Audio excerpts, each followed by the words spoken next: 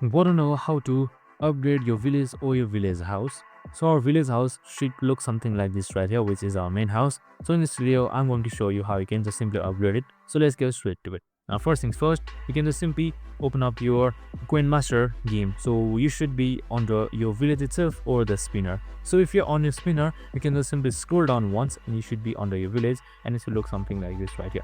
And now, in order to upgrade your videos, you need to build. So on the bottom left side, as you can see this hammer icon. So you can just simply select that, and here you can see 5 things that you can build. So since you want to upgrade our house, what you can do is you can just simply select upgrade or buy right here. So once I click buy, as you can see in a minute that my house will be rebuilt and it should be upgraded just like this right here. And that's it. This provides you more stars and also upgrades your village level as you go through it. And that's it. You can also do the similar for other stuffs as well. I hope this video helped. If it did, make sure to like, subscribe, and tune in with us for more of these videos. See you in the next one.